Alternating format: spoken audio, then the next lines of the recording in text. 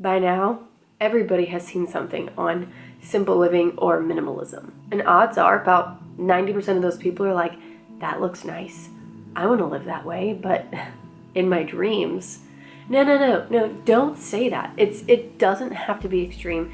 It doesn't have to be out of reach. I'm gonna give you super easy, non-extreme things today that you can do to live more minimally. Like live like a minimalist without the pressure. It's not that big of a deal, I promise.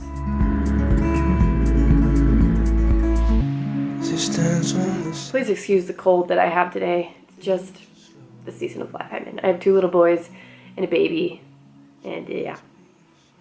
27 non-extreme minimalist habits today.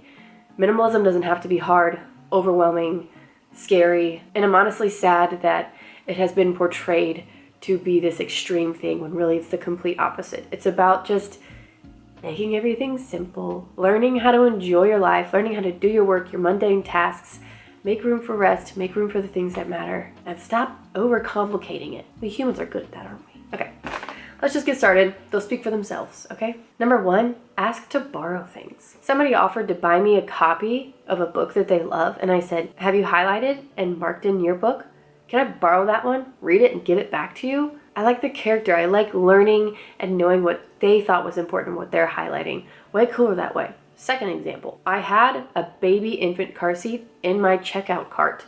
And the second before I bought it, I was like, what if I asked one of my 3 sisters, who all have had infants, if they have an extra car seat? And I did, saved myself $300, and I'll give it back to her. So what can you borrow? So simple, makes things easier, makes things a little bit more fun, forces you into community. I like that part of it. Number 2, turn off all the noise. No TV background, no music, no AC, like no loud air purifier. Just sit in the silence for a few hours and your body will just it happens to me every time I do it because our home can get a little loud sometimes, but just let it calm you and everyone in your family. It's amazing. It's also shocking how much noise we live with when you live a few hours with not a lot of noise. 3, keep a donation basket in your closet. As soon as you find something you don't like, you don't want anymore, put it in that basket. Take that basket to the thrift store like once a month. 4, if you have a junk drawer, you know what really helps? Having containers. Like there's a little container for pens, a little container for keys, a little container for wires that you need in this space. Again, it's a simple, easy, gentle way to force you to think about what you're putting in the drawer instead of just mindlessly, that'll go there. Really helps. Helped me. I had a bad problem with junk drawers. Number 5, invest in high quality pieces in your life, in your home, in your wardrobe. It reduces impulse buying. It actually allows you to not bring in as much stuff, so it really does simplify your life. Another example is the mattress that we choose to sleep on. Tate and I waited years to get a high quality mattress that hasn't been sprayed with chemicals, hasn't been sprayed with formaldehyde, that's gonna last us a long time. My husband's a big boy. We need a mattress that's gonna last. And we went with Savvy Rest. This is a company that I had my eye on for years. And I was just like, in due time, I'm not just gonna impulse buy a quick fix. I'm gonna wait, I'm gonna make it last. I'm gonna make it intentional, and it's going to last us and be so worth it, which they were. Their mattresses are GOTS certified organic. Like I said, you're not gonna have this off-gassing of chemicals in your home, in your air while you sleep. We were even able to customize it. They have these amazing natural latex plush layers, and we just kind of built our bed and then you zip it up. It's amazing. They're doing things the right way, and those are the companies that I want to invest in. Not only does it add value to your home and to your space, but it simplifies your life once you know your essentials. I have another point on that, so stay there, okay? There's a lot more to come. But if you're in a place where you're considering, maybe I should invest in a high quality mattress, I have a code for you from Savvy Rest. I reached out to them because I was such a big admirer.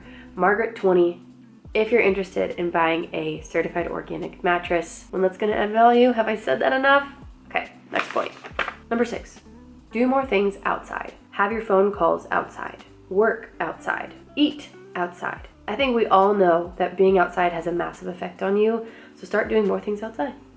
It's about to get cold here. It's gonna get harder to do that, but I'm determined. If you're on my email list, you'll know what I'm trying to do to beat that. Shameless plug, but I enjoy writing those emails. So if you're interested, sign up for my email list. Number 7, light more candles. Super easy, warms the entire space that you're in. Slows everything down. Super easy. Number 8, say what you're grateful for. In conversations, to yourself in the mirror, in the shower, to your children, to your husband before bed. Just don't ever stop saying what you're grateful for. Watch it change your life. Number 9, an RO box. Just a little beautiful aesthetic container where you can put your phone inside, close it, and you'll be less tempted to have those distractions that add so much clutter to your life. So much to say about technology, but if you want to live simply, if you want to live like a minimalist, you can't be glued to your phone all the time. Number 10, and this is one that I'm working on this year too, serve other people more. If you want to live like a minimalist, if you want to be truly grateful for what you have, live with less, you got to have some perspective, and you have to learn that life is not all about you. I feel like a really easy, gentle way to learn that lesson is just to serve other people more. Make them a meal, send them a text, write them a letter, show up on their door when they're not expecting it, to just help out. Ask if you can help out on Saturdays in their garden. There's so many options, but just be bold, be courageous. Sometimes it's gonna feel awkward to ask. Do it anyway and show up for people. 11, get an alarm clock so that you don't have to rely on your phone right next to you when you're sleeping, which is also temptation to scroll. Put it away in your RO box, get an alarm clock. Easy. That's a simple living hack. Not to say that like all minimalists have alarm clocks. I don't know. But we're all about less distractions. More time to focus on the people laying next to you. 12, do your hobby more. Yeah, that's easy. Schedule time for you. Well, the concept of time, number 13, remember this and repeat it to yourself often, that we're all on different journeys and we all have different timetables for when things happen in our life. I feel like there's so much pressure, which creates so much excess stuff and emotional clutter, and it's the pressure to just keep up. You don't have to. You're on your own journey. Minimalist mindset hack right there. 14, find your essentials. Again, it's going to help you not impulse buy, not have clutter in your home and your space. Examples, I love collagen. There are so many brands of collagen right now in the world. I have one that I love, and I will just keep reusing them until they go out of business, and they're not going to because they're that good.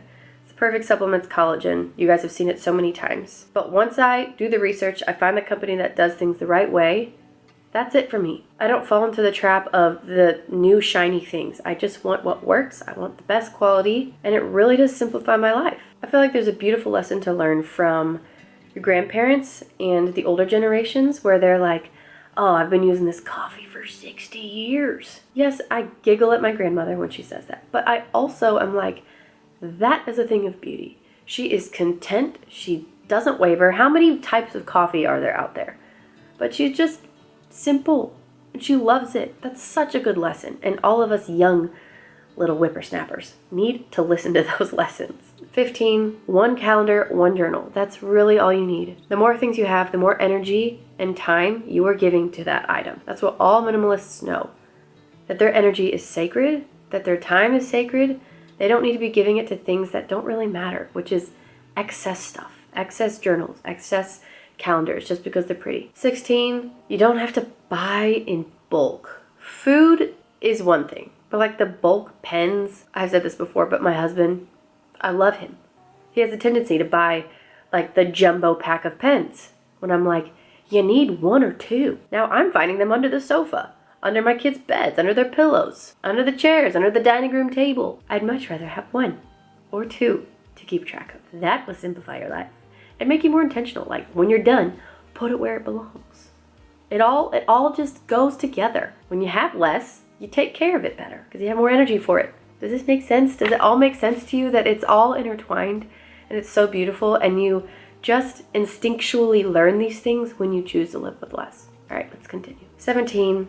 And this was a big one for me, but start to work on being happy for other people instead of being jealous.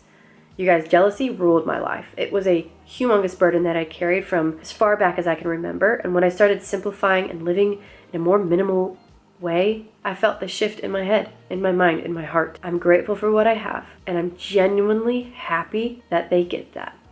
Whatever it is, car, house, financial situation, things that are really easy to be jealous about. But if you're working on living with less and choosing gratitude, choosing to be fully present with what you have in the season of life that you're in, this will shift for you too. You got to do the work, got to call yourself out when you're failing at it.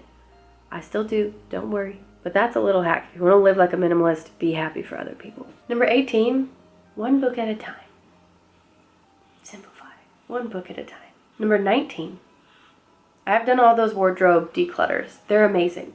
But if you're not in a place to do that yet, that's okay. Pick 4 everyday staples, 4 things that you could repeat every single week. Move them to the side of your closet. Put them in their own section. And start working on wearing those as often as possible. Watch how easy it is. Watch how much you enjoy getting dressed. Watch how much it simplifies your life. Then you might be a little bit more inclined to get rid of the rest. I definitely have more than 4 pieces, but that's just a really easy way to start and to learn what pieces work best with your life and the season that you're in. Ooh. 20, be the question asker. Don't be the self-talker, the person that always talks about themselves. This will simplify your life. This will allow you to value other people more than yourself. And just think for yourself, like, who are the people you enjoy talking to? They're the ones who are asking you questions, making you feel valued, listening to every word that comes out of your mouth. Be that for somebody else. When you don't feel like you need to share your opinion all the time, life will get simpler for you and easier. Number 21, write more letters. It's a slow activity and it makes people feel so valued, and it feels good to just work with your hands, write with your hands, send it in the mail. I'm not going to tell you that this is going to turn you into a minimalist, but it's just a simple living activity that is beautiful and intentional. That's just what we're trying to add more of. Intentionality. Whoa. Oh, number 22, walk slowly. Okay, take a 10-minute slow walk. Slow, excruciating walk. And just let that change you. Try it again another day. I tried this and it was so difficult for me. I was like, what even is this? I'm not achieving anything. It's so good for you. It's so good to just know that you don't have to be achieving. You don't have to be losing weight, burning calories, making it around 10 times. Just slow down, look around you, enjoy what's in front of you. Listen to the sounds of the birds, the wind, the trees. It's magical. Non-extreme minimalist tip. Wash your dishes right after you use them and put them away. It's amazing how much clutter and excess we welcome into our house just because we have more clean plates. So why would we clean now when we can clean later? And I have children and we have busy mornings, and I don't do this all the time, but I'm working towards it because of how much simpler it makes my day-to-day life with kids and with all the things we're doing throughout the day. Number 24, limit the information that you are ingesting. News, Instagram, Facebook, YouTube, radio. There is so much information, and our bodies, our minds were not designed to intake that much. It is stressing out our central nervous systems. Just be okay with not knowing everything. Be okay with quiet mornings. It's okay, and may I say it's even healing to not know everything and to just, for me personally, put my faith in the Lord instead of in knowledge. 25, soft, calming music. I already said, like, limit the noise, but when you're gonna turn noise back on, let it be calming and soft and gentle, something that supports you in this slower pace, more intentional life that you would love to live. But maybe it seems too daunting. This is not daunting. I'll tag some of my favorite playlists below. How's that? That might help. 26, tea. What a mindful, intentional ritual we can bring into our life to just slow down. When you talk to people who are choosing to live simply, who live a minimalist lifestyle, they make room for these small little increments throughout the day of doing their work, of taking care of children, of caring for a home. They break them up with intentional times of rest and rejuvenation. Tea is great. Tea is an easy way to do that. My favorite tea, you guys know, is peak tea. I'll link below if you need some good tea options. They're the best. 27, socks. Last point that I have for you. Buy the same color socks. Make life easier. You don't need these overstimulating, beautiful colors. Just buy white socks. That's all I have for you. Happy simplifying. Happy minimizing. I hope it makes you happier.